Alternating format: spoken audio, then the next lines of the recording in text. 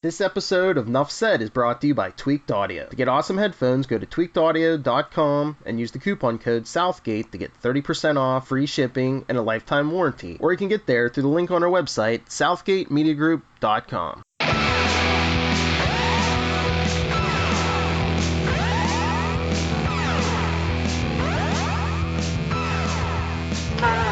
It's Chad, and we really want to be it, and we hope our good times never end.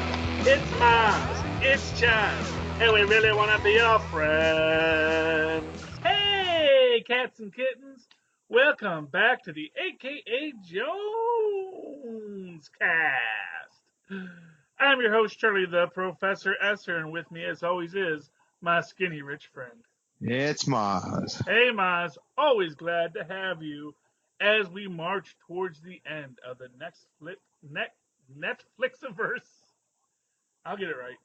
As we march towards the end of the Netflixiverse for a final time. Tonight's episode of AKA Jessica Jones is AKA I Did Something Today.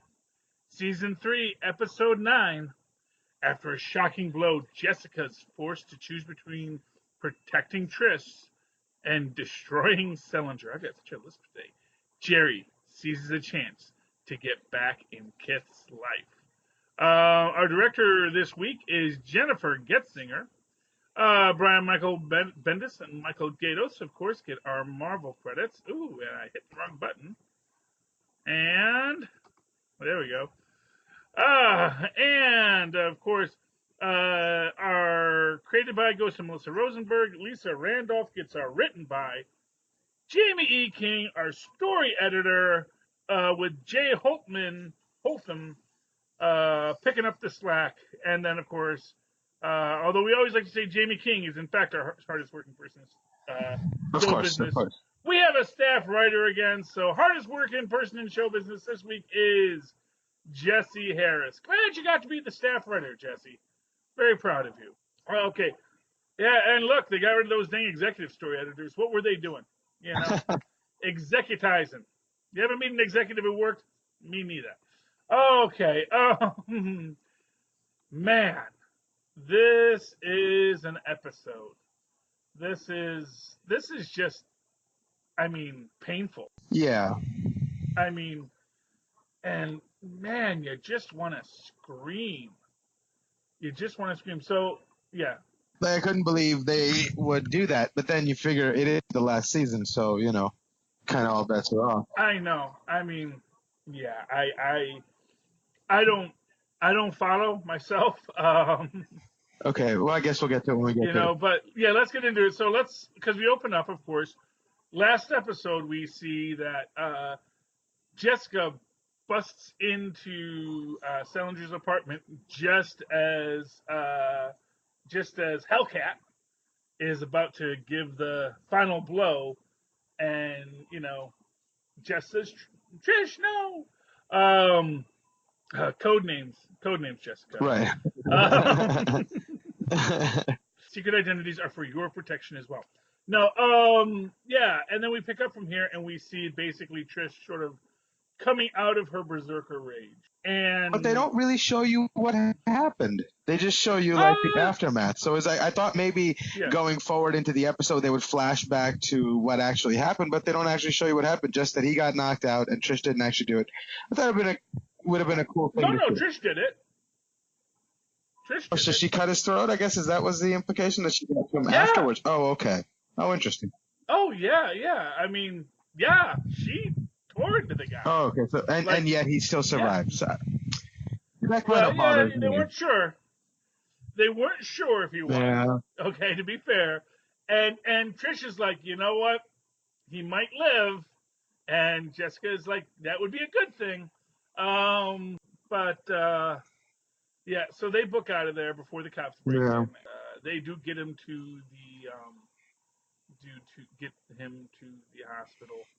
And it is clearly touch and go for a while there, though he does eventually come to, although they say he's breathing through a tube. And then we realize that, because as he had said, he's got the cameras all over the house. he did get a very good shot of Trish. Man, she knows standing over him. how to find her light, man. Well, yeah. She was raised to it, you know. He was probably using that moon landing film, you know, this takes pictures in absolute darkness kind of stuff. Yeah. Actually, it's really amazing film. That's how they got those really good moon landing pictures. Interesting. You know, if you believe in the moon landing. But yeah, it was basically a super good kind of film they invented that so that you could actually take pictures in almost no light. And they would come out brilliant and colorful. Yes, although actually this was digital because obviously he's in the hospital when he got the pictures. So obviously just super high def, which also can do the exact same thing in super low light. Just really find the light in it, you know. But yeah, so he's got the picture of Trish and he sends it to Jessica because he wants Jessica to do something for him. Do something horrible, let's say. Yeah. You know, it is one of these moments because you know that Jessica is doing this for Trish. Right. But at the same time, you know Trish would never want this. No. She would rather do the time than to let. And the thing that seemed really sort of incongruous to me was like the danger of having Salinger out there far outweighs the danger of Trish getting in trouble with the law. She didn't, you know, actually kill the guy. He survived. So it's not, you know, like she's going to go to jail forever or get put on death row. So it wasn't as big a deal as, you know, that would require tampering with evidence of you know, like that. There's a quality to this that maybe they didn't give as much coverage to, although it ties into what we had in the last season and into what we kind of see in the post-Segovia Accords kind of world, which is unregistered heroes go to the raft and people don't come back from the raft. And that because of the danger posed by unregistered superhumans, you know, now, of course, one could very easily... That's a good point, because she is a superhuman now, right? Mm-hmm. Yeah, killed a man with her bare hands. And, or almost did, at least yet. But, you know, the idea is that Jessica is worried that, like her mother, being sent to the raft, because that was the whole thing, she didn't want her mother sent to the raft. But, you know, again, it's the difference in there's a qualitative difference between what Jessica's mom did and what Trish is accused of. You know, Trish is definitely, you know, I mean, not for nothing, she is, you know, she could be on that Punisher's path. Yeah. You know, she did see her mother die, you know. And, I was just thinking, you know, it was kind of like Bruce Wayne, but if Bruce Wayne slowly got comfortable with killing. Well, yeah, you know, or quickly got comfortable. Yeah, that's true. That's true. Or if Bruce Wayne's parents were killed when he was in his, you know, 30s? in his 30s, and he's like, you know, a little more, not the idealistic 10-year-old that he was when his parents got killed, you know. You know, you think about how much of the idea of Batman is maybe forged by the fact that he is maybe frozen in the same way his parents are frozen at that 10-year-old's view of who your parents were. Bruce Wayne is frozen in that, in many ways, in that 10-year-old view of what a hero is, which is absolutely BA to the nth degree, right, but also with a really severe moral code. You know? Yeah. A real hyper lawful good moral code as he's going out there and, you know. Yeah, it's an interesting point that sort of moral code was cemented at that early age because of that experience, and that's why he holds so steadfast to it. Yeah, I mean, you know, and you think that's, you know, that's a very real possibility. That's really interesting. As to why he is that way, because, you know. I like that. Yeah, I like it too. I just came up with it just now. But Trish, by contrast, she's coming through this, an older but wiser girl is she, Hardly. or the sadder but wise, or as the song was, the sadder but wiser girl is she, or the sadder but wiser girl for me, because she first off she's been through all the filth that humanity has to offer. She has been around a lot. She's been a drug addict. She's been to rehab. You know, she's probably been to jail. I mean, all things being equal, and this is where the scene where Jessica makes this choice doesn't seem real, and I think the reason it doesn't seem real is expressly because Jessica is heavily traumatized Yeah. by everything that she's, and in many ways in this sense Salinger has kind of did what the Purple Man never could, which is to make Jessica do something of her own free will. But not just that, but like to choose to do something bad, to negate her own principles. Well, yeah, exactly on every kind of level it is, and then of course for what it's worth, the guy for all of his vaunted talk about being the Superman, still has to turn to a Superwoman to get her work done. So it's like it is pretty sad there. But I do feel that at the end of the day, that is what we're seeing in this is Jessica who is traumatized, who is beaten down, who is so afraid to lose the last thing she has because and for what it's worth, you can argue she still has other people. I mean, she still has Malcolm. Yeah. But even that's that's tentative, and she has her secretary, but that's tentative. But at the same time, these people all still are in her orbit. She is not alone, and there are ways to fight these things. Even if you can't get a Hogarth, Matt Murdock's around. You know, Hey, Foggy Nelson. Yeah, Matt is Murdock's still around. That's okay, but he brings Foggy Nelson with him. Now you're talking. So it's like we could find a lawyer. We could make this work if we had. Although Foggy Nelson works for Hogarth, doesn't he? Does he No. At the end of Daredevil, because this came out before Daredevil, yes, or after Daredevil. This was the last one.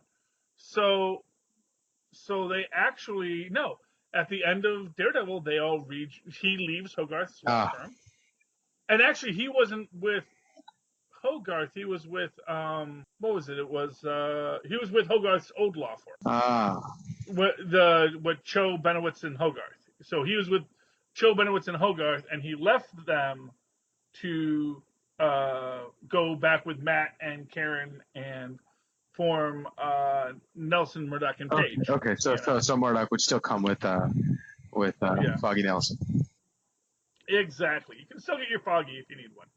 And not for nothing, as I'm sure Hogarth would have done in this situation, they would have pointed out that this is not, that first off, she'd do what you did the first season. Says what superpower? She's got no superpower. She just knows karate.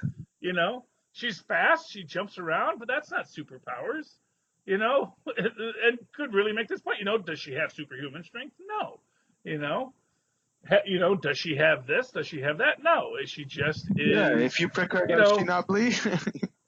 Exactly. And the idea being that, not only could they probably get her reduced to Rikers, the fact that any jury is going to know who this guy is, especially after they've already convicted him when they find the hit, Yeah. And the jury is going to put in those extenuating circumstances of a person, consumed by rage at the sight of her mother's death, and that becomes a whole other story. But again, because Jess is so traumatized, she's not even. Yeah.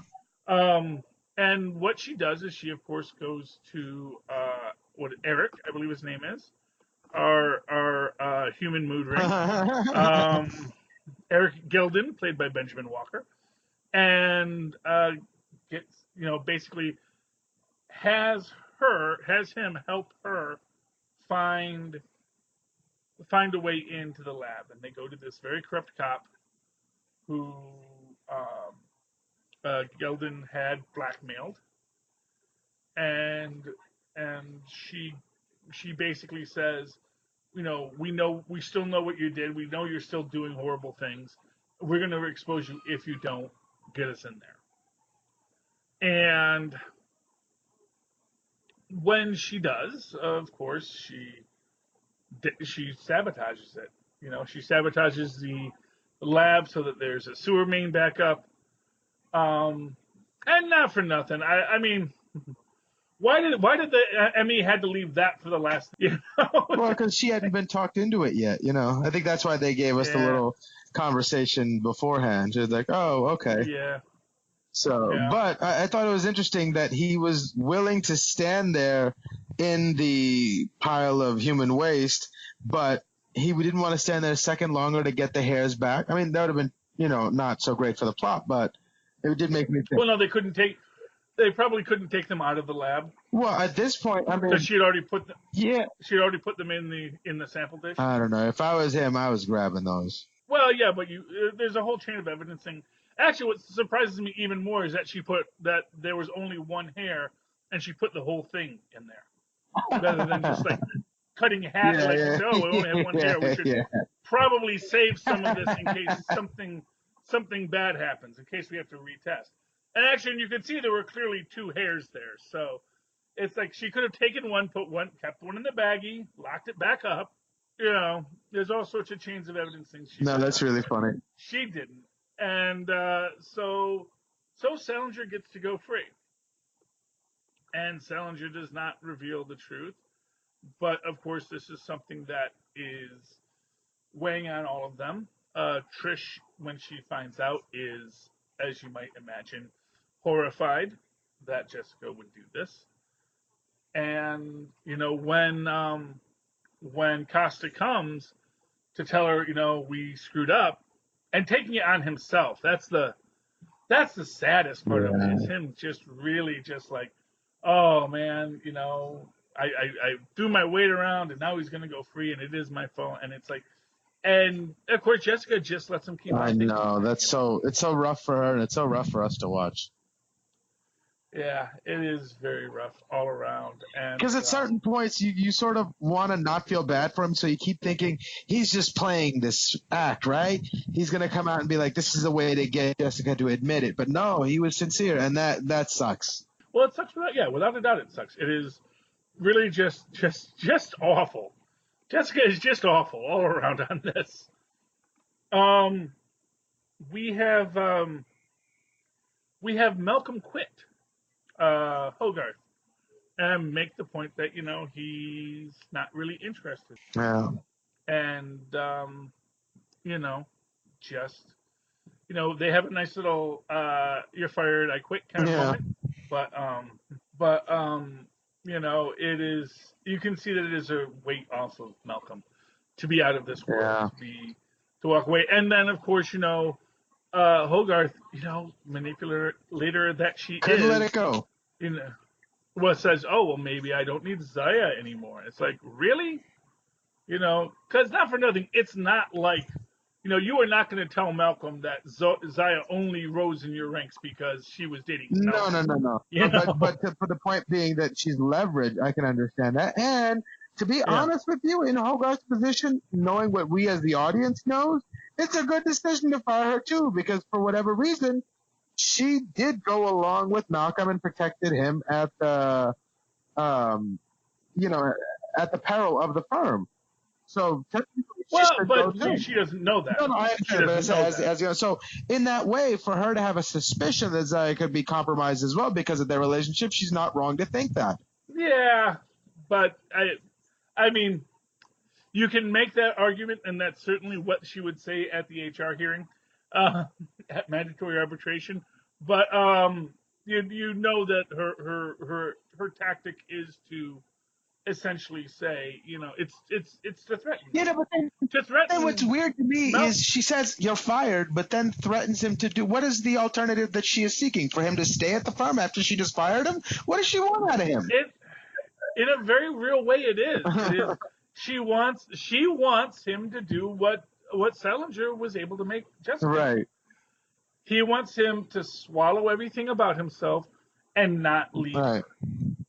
In many After ways, she it's just it's fired like him. It's like, yeah. Well, it is the fact that it is this trauma of this world and this situation, and at the end of the day, Hogarth wants Hogarth wants the win, and right. she doesn't really care what is involved in getting that win. She just wants the win. She wants to be able to walk away and say, "I my people won. I won. Malcolm lost, or even not even that Malcolm lost, but just that I'm on top and nobody is abandoning me, and I'm not weak Right, enough." but I think she loses in that sense simply because she clearly plays her hand too early and says you're fired and then says no, you need to stay. So it's like he doesn't get to stay. So if you're going to ask, the essential question is, and it comes up later when he's talking to Jessica about it, but it's like, was he fired or did he quit? In my opinion, he really quit because even though she said he was Yeah, fired, she didn't want him to go, so he wasn't really fired. He chose to leave. yeah. Oh no, 100%. Yeah, she Does not definitely, win that one. she definitely, yeah, she definitely got away with that. Or he definitely got Yeah. away with that.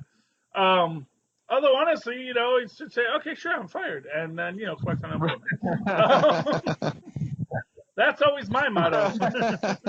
Oh, but anyway, so it's an interesting aspect of this, but then of course we get the big reveal at the end, which was that the corrupt cop. And actually, what I kind of find interesting is that we kind of almost forget about Salinger by the end of this. Right. It's like he's still in a hospital bed. Maybe he's not going to jail yet, but he's almost not even a part of the story Right. anymore. Because now He's yeah. inconsequential at this point, which is sort of driving the point home that he's a human. Well, not only is he a human, but he's also, in his own way, very pathetic. He is weak, and he's not. It's not just that he's a human; it's that he's a powerless human. I mean, yeah, but He only has at the same time, yeah. he does get away with it. At least thus far, to him, this has been an adventure, and he got away scot free. He got his freak on, and he did his thing that he liked to do, and he got away with it. So right now, I don't know. He's looking like, an evil Well, badass, though. You know what I'm saying? Like, well, I mean, I don't know. if you don't count the scars and the slit throat, he got Right? No. But for what he wants to accomplish, he accomplishes it. Without. I know. So that's what I'm saying. I don't know if I'd call him pathetic. Yeah. I would call him evil, but I don't know if I'd call him pathetic. Well, like I said, right now we don't know if he's ever getting out of that bed. That's true. There's a lot he had to pay for to get where he's at. And he only got to live because someone showed him mercy. Or he forced her into it. He played the game and forced her hand. She had no choice, and he understood her well enough, and he played the game well enough that he got away. He maybe got hurt, but I think he takes pride. I don't know. That's a pretty big gamble. If you're suggesting that he completely planned, no, not that he planned, but he was smart enough to find his way out. Well, except like I said, he almost didn't. The only way he found his way out because Jessica got there 1 second early. Had she gotten there 1 second late, that man would not have had an esophagus. I mean, that's the thing is, like, she did do it. She did slit his throat, and he still survived. Yeah. I don't know. I'm just saying. Well, yeah. Well, you can slit a throat, and then you can do a further killing blow. No. My point is that she's about to make another blow, which could have very easily, in his state, been the Hey, you know what? Life throws opportunities in your way. Whether or not you take advantage of them is what decides whether you're successful or a badass or not. And I think so far he's. I mean, obviously he's going to get his, and he deserves to get his. But I think at this point, in his mind, he's got to be feeling so good right now. He's got to be feeling so good right now. And he gets to take a little vacation, sit there, and they give him something for his pain. He's often dreaming about wonderful things. He's doing all right. I mean, yeah, I think he is. I will say that assuming he doesn't have to poop in a bag for the rest of his life. Yeah. But honestly, if he even survived, I think I think he must be pretty resilient because he got his throat split. The fact that he survived is ridiculous to me to begin with. Well, it's ridiculous that what's his name what is his name? Oh, Koga got hit by a bus and walked away. Fair enough. It's ridiculous, the Yeah. whole thing, and but yeah, All right, fair enough. But is that really? Did he really walk away? Yeah. Is he just on borrowed time?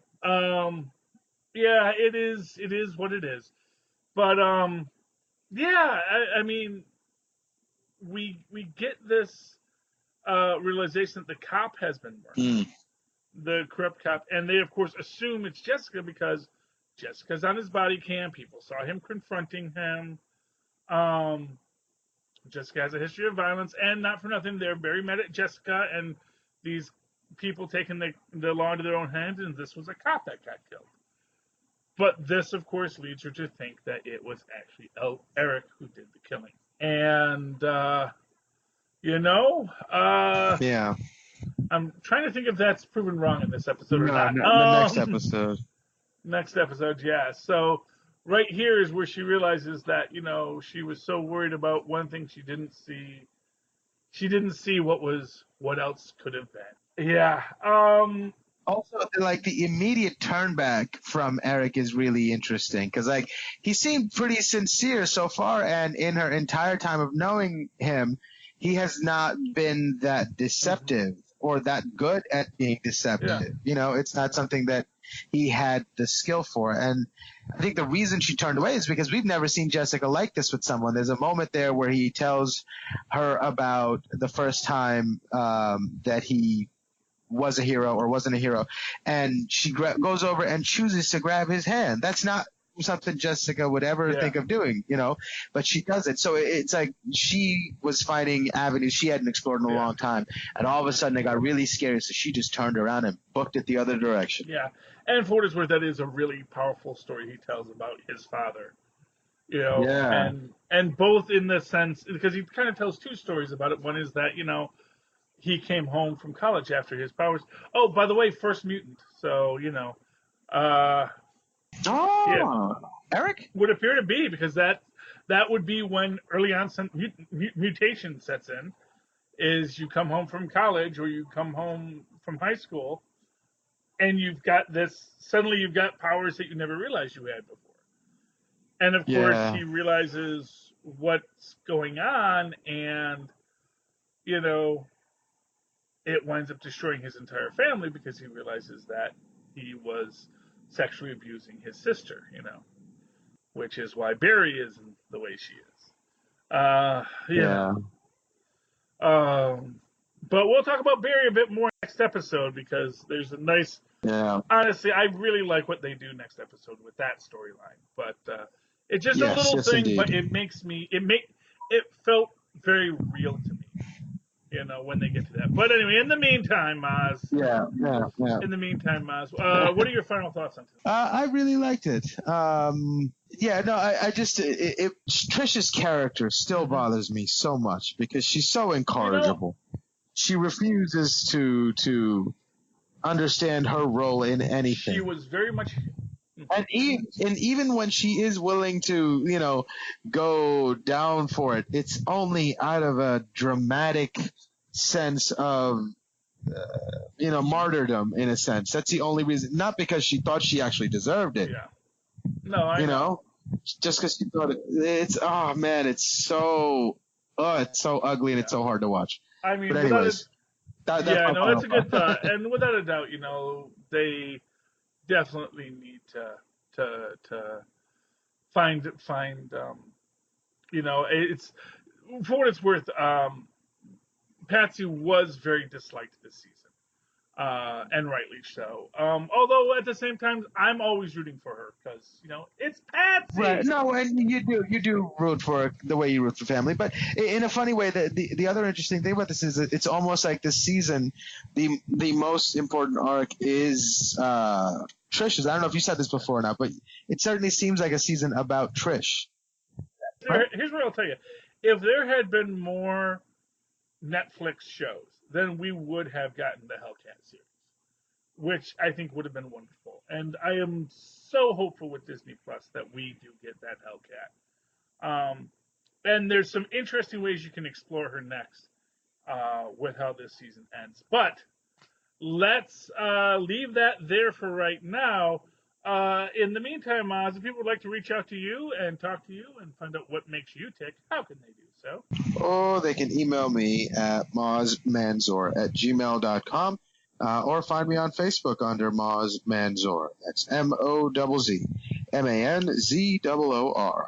And, of course, if you'd like to write to me in that old-fashioned email way, like Dorothy did when she was younger, you can do so at superconnectivityblog@gmail.com. That's superconnectivityblog, all one word, at gmail.com. And of course, follow me on the Twitters as I live tweet Agents of S.H.I.E.L.D. next season and The Good Place, which is coming back soon, and other shows that I have time for when I can. At Charlie Esser, that's CharlieEsser. Look for the two E's in the middle. For quality. Bing! There you go. All right, cats and kittens, children of all ages, friends, Romans, countrymen, and all the heroes and heroines out there. Thanks for listening to me and Mozz. Just know we really, really want to be your friend. Good night.